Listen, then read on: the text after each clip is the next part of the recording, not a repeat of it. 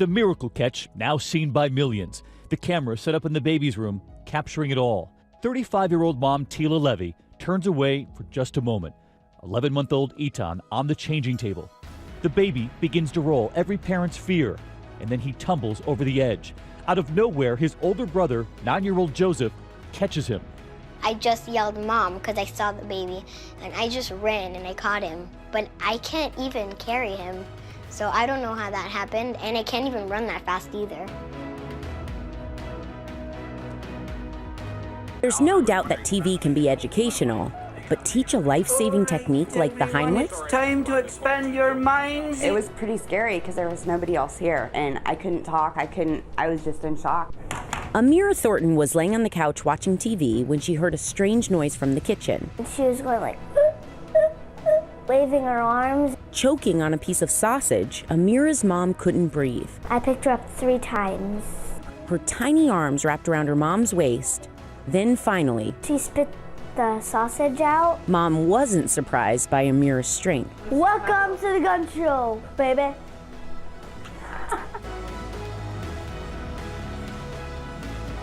Allison Anderwald saw her mom at the bottom of the pool. Tracy Anderwald had suffered a seizure. Her daughter pulled her to the shallow end of the pool, got her head out of the water, and then ran for help. Mother and daughter are doing just fine. Brock and Bodie Schaff were being typical 2-year-old twins, scrambling up their dresser to explore. But then suddenly, it tips over, pinning little Brock under its heavy weight. You can see Brock struggling and screaming, but Bodie jumps right into action. He immediately tries to push the dresser, but can't get it to move. Then he tries pushing from the other side, but the heavy dresser still won't budge. He surveys the situation and decides to give lifting a shot, but that doesn't work either. Finally, with a big lean, he tries to push one more time and somehow manages the strength to move that large dresser and free his brother. Check that out again. Many are now calling him a real-life mini super kid. Mom says as soon as she saw that video, she bolted the dresser to the wall to make sure it won't happen again. It happened so fast you can barely catch it. Line drive foul. But she did. Nice catch down there. Check it out again, the ball girl on the left and the catch. Just as that ball heads straight for a fan who was looking down. They said in the stands, likely on his phone, only looking up after the save. Online tonight, they're simply calling her Emily the Ball Girl, number 90, narrowly saving not only him, but that beer. Glass half full. And that ball was clocked at 108.7 miles per hour. Just listen to the crowd. The crowd is cheering. Catching it, handing it to the fan. So many reading her lips when she said to the fan, "I got you." 7th grader Jeremy Whitchick was sitting on the school bus when his moment came. Watch, he noticed the bus driver having trouble, beginning to pass out. So Jeremy ran up to grab the wheel, pulling the bus safely to the side of the road, then pulling the keys out. He looked like he was having a seizure or choking because he was going making a weird noise. So I just went up, grabbed the wheel, turned it right, and then I just took the keys out of the ignition. He started CPR on the bus driver until an adult came aboard to take over. Jeremy is credited with saving his bus and the 15 kids on board. I am incredibly proud of Jeremy. Very. I always have been, but I'm especially so today. Larissa Taylor was at her mother-in-law's house with Leah and baby Lexi last Thursday.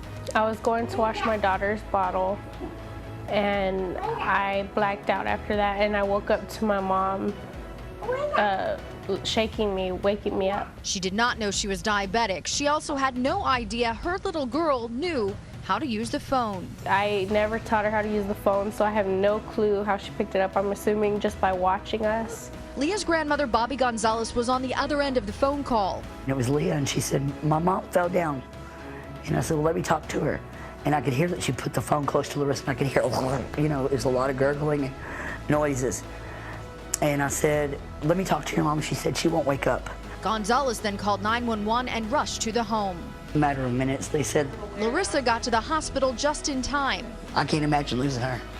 So Leah really came through for us that day. She's been wearing a towel around the house, calling herself a superhero because mommy's told her about it. So definitely she's my little superhero. Diana Jensen knows she would move heaven and earth to help her daughter Livia, but she never expected her 4-year-old would be the one saving her. Did you come over to our house? Because my mommy can't sleep. The frightening ordeal began when Jensen collapsed from her couch to the living room floor. Livia, amazingly calm and composed, called 911. The best description I can give is a 2x4 to the back of my head and my spine. Jensen, who has lupus, was suffering a severe seizure. Can you stand by mommy and tell me that if her stomach's going up and down, like she's breathing? Mommy, is your stomach going up and down? Yes. Is that mommy in the background? Yeah. Jensen, unable to speak, can only gesture. Mommy, what's wrong? Head? Okay, yeah, she's not answering you. No, but her head hurts because she's showing me what hurts. This is the only time dispatcher Jill Schmidt has met the person on the other end of the phone. Livia left an impression. To be able to talk to somebody as exceptional as Livia and how well she did, it reminds me of why I like to do the job. Livia kept her cool for a full 10 minutes. Tell mommy that help is on the way, okay? Help is on the way, Mommy. I did it. Okay, you did a very good job, Nivea. And that was ABC's John Muller reporting. What a remarkable little girl. She knew her home address, too. Not many 4-year-olds know that. So calm, so intelligent. She just kept it together the whole time. Boy, that was great to see. I know. I did it. 2-year-old Brooke Sagan is alive today because of her quick-thinking brother Tristan. On Sunday morning, their mom suddenly noticed Brooke was gone, a parent's worst nightmare. She said, "Where's the baby?" And my mom went running outside and she saw her floating in the pool. Little Brooke was in this water only a couple of minutes, but that's all it takes. They pulled her out, put her here on the patio, and she wasn't breathing. But luckily, her 9-year-old brother knew CPR. How'd you know how to do it? Television. Television? Yeah. Specifically, the movie Black Hawk Down. So you learned this from the movie Black Hawk Down? They were like pushing on their chest and like giving them rescue breaths. He did save his sister's life. Of course, Black Hawk Down is pretty grown-up stuff for a 3rd grader. We've tried to turn this movie off 100 times, and he watches these scenes over and over. He dresses up like a medic, and he runs around doing these things, and we always thought it was so silly, but you know what? That silly movie that cost a few dollars saved our daughter's life. You like your sister, huh? Sometimes she gets on my nerves. He's as modest as he is honest. How do you feel about all this attention? Really good. And the whole family is grateful. It was just days ago in Sprague, Washington that 10-year-old Brendan and 8-year-old Delicia Wright were playing in the park when they sprang into action, chasing this person who snatched their 22-month-old brother Owen. You can see them, first Delicia and then Brendan with the stroller. The father says a family friend had left them alone for a few minutes when it happened. She tells ABC News Tonight she's heartbroken. She says it began when a stranger started talking to them, trying to make friends. Yeah, what did he say to you? Well, he said he's nice to kids and he's been babysitting for a long time. Really? So he tried to make friends with you? Yeah, but he lied to me. He did lie to you. The suspect dropped little Owen down the street after 2 teenagers joined in the chase when they saw the kids running after him. Late today, police announced they've made an arrest, a 15-year-old who lives nearby, charged with 2nd-degree kidnapping.